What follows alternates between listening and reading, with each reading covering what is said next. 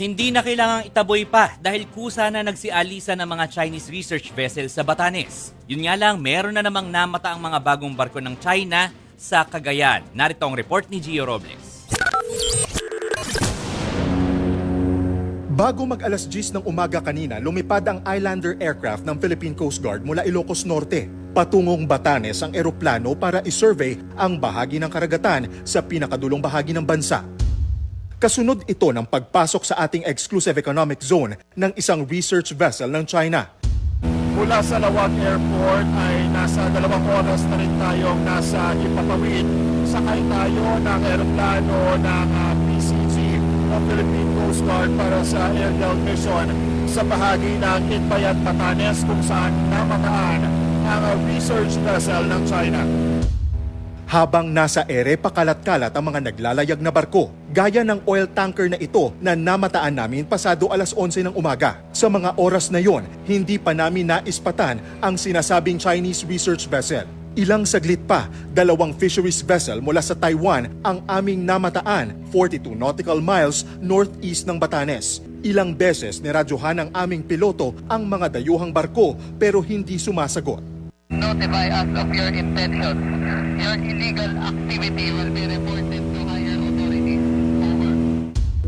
Bago magtanghali, malapit na kami sa airspace ng Taiwan sa paghahanap at pagsunod sa posibleng track ng Chinese research vessel. Dahil dyan, naging maingat ang aming piloto. Ilang beses kaming nagpaikot-ikot pero bigo kaming abutan ang research vessel ng China. Ayon sa PCG, nakalabas na ang Zhongshan Dashue ng EEZ matapos ang halos 1 linggong pananatili sa May Batanes. Una nang sinabi ng PCG na nagsasagawa ng scientific marine research ang Chinese vessel. Such activities of the Chinese government conducting marine scientific research within our own exclusive economic zone without clearance or authority given by the national government is a clear violation of UNICOS.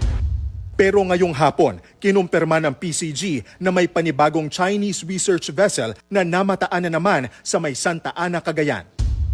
The difference between the two, si Zhongshan Dashue, ang navigational pattern niya is already enough for you to suspect na ang ginagawa niya is marine scientific research. However, for Dianke Wanhao, ang movement niya is dire-diretso naman. So pwede na naman nilang i-invoke yan na meron silang right of innocent passage.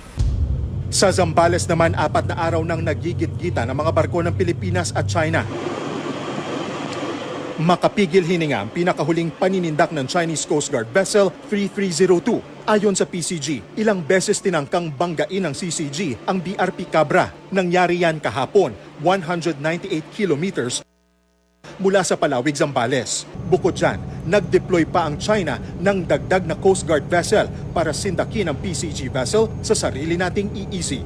Nagbabalita mula sa frontline. Gio Robles, News 5.